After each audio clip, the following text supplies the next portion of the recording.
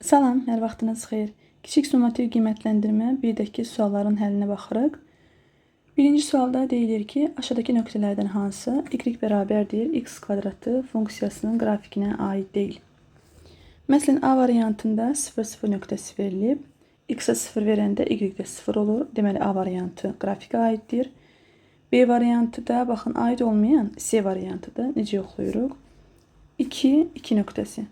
Buradakı birinci 2 x-i göstərir, ikinci qiymət y-i göstərir.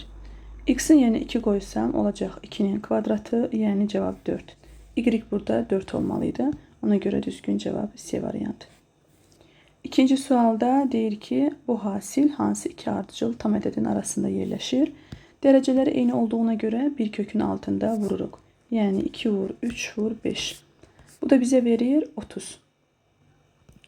İndi kök altı 30-dan kiçik və kök altı 30-dan böyük kökdən çıxan ədəd lazımdır bizə.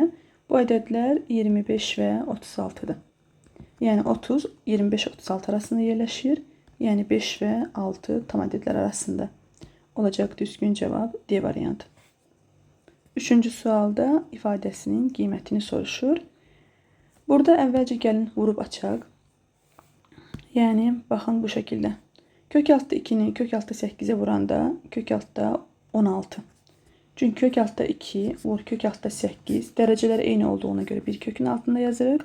2 vur 8, 16. Kök altda 2-ni kök altda 18-ə vururuq. Kök altda 2-ni kök altda 18-ə vuranda kökün altında 36. Üstə gəl kök altda 36. Çıx.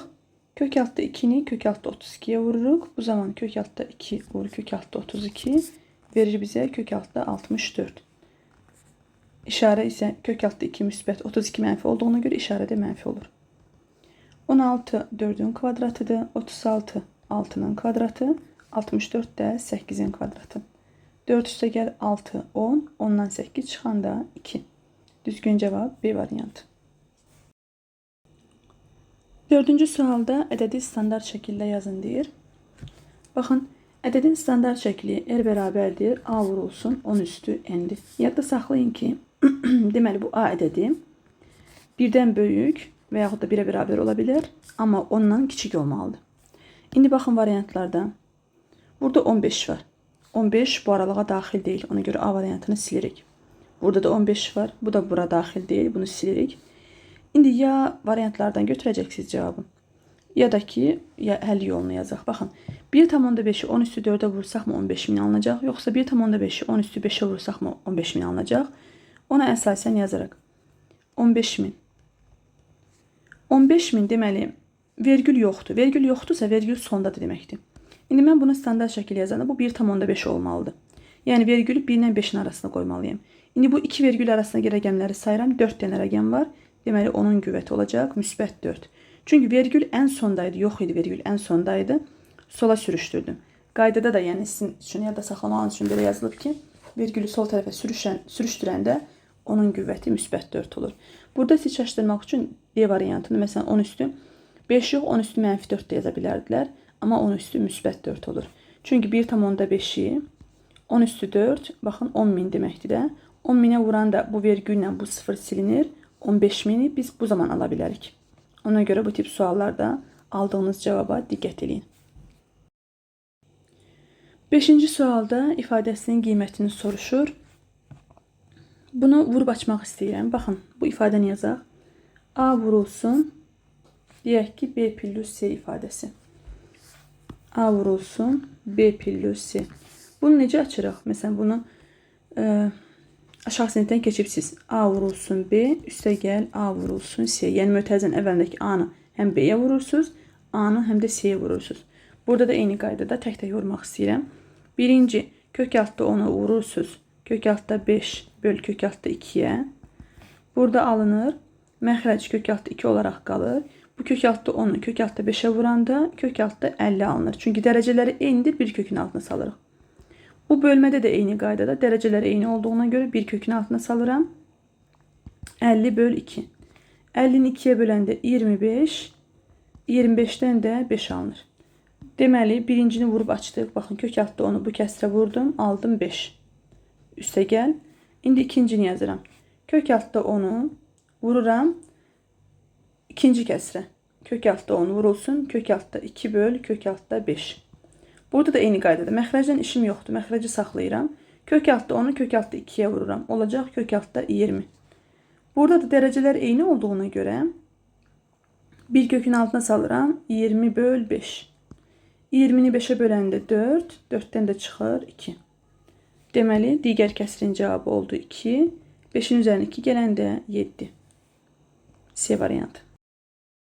6-cı suala baxırıq. 6-cı sualda necə yazırıq? Məsələn, 10 və kök yoxdur deyək ki, 10 plus 5 olsaydı toplayardıq 15, düzdürmü? Və yaxud orta qrup çıxarmaq istəyəndə ikisinin də bölündüyü ədəd 5'dir. İkisi də yəni 5'e bölünür. İndi kök altı 10'un yerinə belə yaza bilərik. Bunu 2 yolla yaza bilərik. Birincisi, məxrəci irrasionallıqdan azad etməklə, yəni kök altı 5'e vururuq və yaxud da ki, sürəti sadələşdirməklə. Sürəti necə sadələşdirirəm? Kök altı 10'un yerinə yazıram kök altı 5 vur kök altı 2. Üstə gəl kök altı 5 olduğu kimi saxlayıram. Buradan kök altı 5 olduğu kimi qalır. Açıram mötərizə, orta qrup çıxardıram. Kök altı 2, üstə gəl, buradan kök altı 5'i çıxardanda 1 qalır.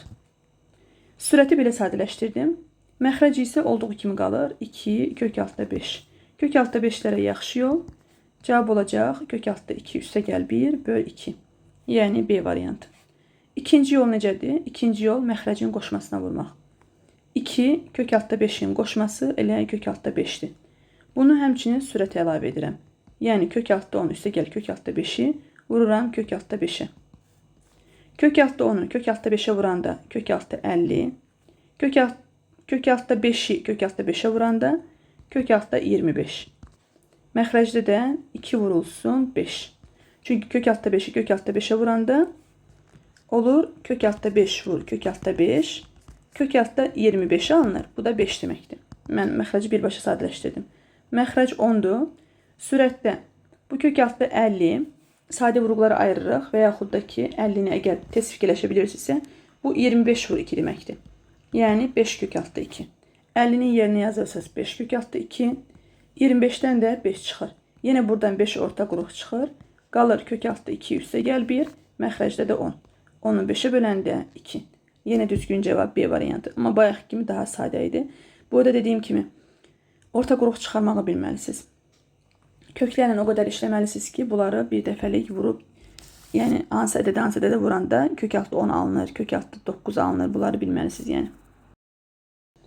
7-ci suala baxırıq. İfadəsinin qiymətini soruşur.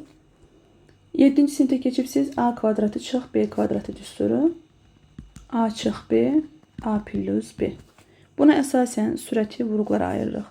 Yəni 28 çıx 10, 28 plus 10. Məxrəcdə də 171.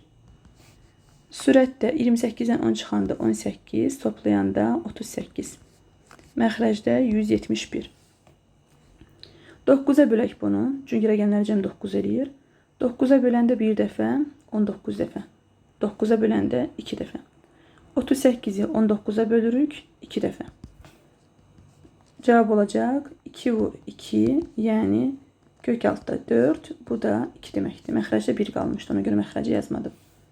Düzgün cavab A variantı. Növbəti suala baxırıq. A sıfırdan böyük olarsa ifadəsini sadələşdirilir. Bu tip suallar imtahanda da çox düşür. Deməli, əvvəlcə kökün altındakı ifadəyə baxırıq. Kökün altında 0,49 A kvadratı. Ədəd olanda ədədlə işimiz yoxdur. Yəni ədədi olduğu kimi çıxardırıq. Yəni kök altda 0,49 nəyin kvadratıdır? 0,7'nin. 0,7'nin kvadratı 0,49. 0,7'ni çıxartdım. Amma kökün altında A kvadratı biz bilirik ki modulda A'ya bərabərdir. Bu mütləq modulda A şəklində çıxmalıdır.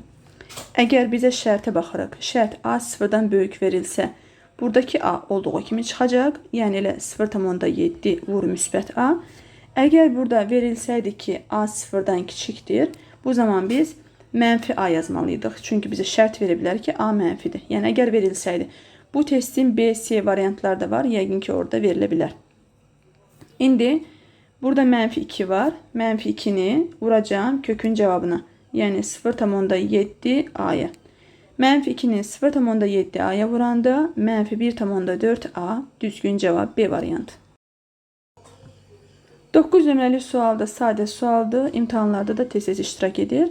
Kökün dərəcələri eynidir. Bu tip suallarda bir kökü altına salın. Bir kökü yazıram. Bir kökün altına bunları vururuq. 7 üstəgəl kök altı 37. 7 çıxılsın kök altı 37. Bu da müxtəsər vurma düsturu 7-ci sinifdə keçdiyiniz A kvadratı çıx B kvadratın açılışıdır. Yəni müxtəsər vurma düsturlarını əzbər bilməlisiniz. Çünki 11-ə kimi bütün mövzularda bu düsturlardan istifadə olunur. Bunun açılışıdır. Olacaq deməli A'nın yerində 7 dayanıb 7-nin kvadratı, B'nin yerində kök altı 37 dayanıb kök altı 37-nin kvadratı. 7-nin kvadratı 49, kök altı 37-nin kvadratı köklə kvadrat gedir, elə 37 qalır. 49-dan 37 çıxsaq qalır neçə? 12. 12-dən kök almağın 2 yolu var. Bir sadə vurğuları ayırmaqla, bir də özünüz fikirləşməlisiniz ki, neçə vur neçə yazmalıyıq ki, birindən kök çıxsın, digəri kökün altında qalsın. 12 2 vur 6 deməkdir. Nə 2, nə də 6 heç bir ədədin kvadratı deyil. 12 4 vur 3 deməkdir. 4 vur 3 kimi isə yaza bilərəm. 4-dən 2 çıxır, 3 isə kökün altında qalır. Və yaxud da bunu sadə vurğulara ayırmaqla necə tapırıq? 12-ni sadə vurğulara ayırıram. 6, 2-yə böləndə 3, 3-ə böləndə 1. Kök altda 12. Bu kökün dərəcəsi 2 olduğuna görə 2, 2 qruplaşdırıram. Bu 2 dənə 2-dən birini çıxardıram. Bu 3'e uyğun başqa 3 olmadığına görə o 3 kökün altında qalır. Yəni düzgün cavab 2 kök altda 3 B variantı.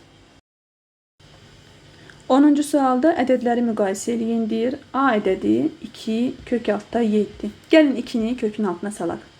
2-ni bu kökün altına salmaq üçün kökün dərəcəsi lazımdır mənə. Kökün dərəcəsi 2 olduğuna görə 2-ni ikinci dərəcədən qüvvəti yüksəldib kökün altda gedədə vuracağım. Yəni 2-nin kvadratı vur 7. Çünki bu kökün dərəcəsi yazılmayıbsa burada 2 var deməkdir. 2-nin kvadratı 4, 4'ü 7'ye vuranda 28. 3 kök altda 3. 3'ü kökün altına salıram. Yenə ikinci dərəcədən qüvvəti yüksəldəcəm. 3'ün kvadratı vur 3. 3'ün kvadratı 9, 3'e vuranda 27. 4 kök altda 2. 4'ü kvadratı yüksəldəcəm. 16, 16'nı 2'ye vuranda 32. Hamısı eyni dərəcədəndir. Baxıram ki 32 ən böyükdür, 27 ən kiçikdir. Yəni B kiçikdir A'dan, kiçikdir C'dən. B kiçikdir A kiçikdir C, düzgün cavab B variantı. Növbəti suala baxırıq. 11 nömrəli sualda kəsrin məxrəcini irrasionallıqdan azad edindir. Məxrəcin qoşmasına vurmaq lazımdır. 7 böl 2 kök altda 2 çıx 1'in qoşması. 2 kök altda 2 üstəgəl 1. Bunu həmçinin sürət əlavə edirik. Yəni qoşma ədəd işarəsinə görə fərqlənir. Burada 2 kök altda 2 çıx 1 isə qoşması üstəgəl olan, yəni toplam olan olacaq. İndi məxrəcə baxırıq. Müxtəsər vurma düsturu A çıx B, A plus B-yə uyğundur. Deməli siz burada bilməlisiniz ki A kvadratı çıx B kvadratı düsturun açılışıdır. Yəni 2 kök altda 2'nin kvadratı çıx 1'in kvadratı. Sürəti isə olduğu kimi qalsın. 7 vurulsun. 2 kök altda 2 plus 1. İndi gəlin 2 kök altda 2'nin kvadratını hesablayaq. 2 kök altda 2'nin kvadratı. Burada bu 2'nin kvadratı ayrıca vurulsun kök altda 2'nin kvadratı. 2'nin kvadratı 4. Kök altda 2'nin kvadratı da 2. Çünki köklə kvadrat gedir 2 qalır. 4'ü 2'ye vuranda 8. İndi bunu buradan devam edirəm. Bərabərdir. Kəsir xətti. 7 vur sürət olduğu kimi qalsın. Məxrəci isə 8 çıx 1'in kvadratı da 1. 8'dən 1 çıxsaq 7. Bu 7 sürətdəki 7 ilə ixtisar gedir. Cavab olacaq 2 kök 2 üstəgəl 1, yəni A variantı. Baxın, summativdə 15 ballıq bir sualdır bu. 8-ci sinif üçün yəni. Keçirik növbəti suala. Və sonuncu sual, kök altda 10 üstəgəl 3 ədədinin tərsini soruşur. Kök altda 10 üstəgəl 3 ədədinin tərsi olacaq 1 böl kök altda 10 üstəgəl 3. Necə ki A böl B'nin tərsi B böl A olur və yaxud da ki 5'in tərsi 5'də 1 olur. Eyni qaydada kök altda 10 üstəgəl 3'ün tərsi də 1 böl kök altda 10 üstəgəl 3. Təbii ki bu cür cavab variantlarda yoxdur. Nəyə görə? Çünki Məxrəci irrasionallıqdan azad ediblər. Baxın, heç bir məxrəcdə irrasional ədəd yoxdur. Kök altı 10 üstəgəl 3-ün qoşması kök altı 10 çıx 3. Bunu həmçinin sürət əlavə edirəm. Kök altı 10 çıx 3. Məxrəc yenə a çıx b, a plus b düsturudur. A kvadratı çıx b kvadratı müxtəsar düsturun açılışı. Kök altı 10'un kvadratı çıx 3'ün kvadratı. Sürətdə də kök altı 10 çıx 3. Kök altı 10'un kvadratı köklə kvadrat gedir 10. 3'ün kvadratı 9. Sürətdə də kök altı 10 çıx 3. 10 çıx 9 1 eləyir. Kök altı 10 çıx 3'ü də 1'ə böləndə elə kök altı 10 çıx 3. Düzgün cavab A variantı.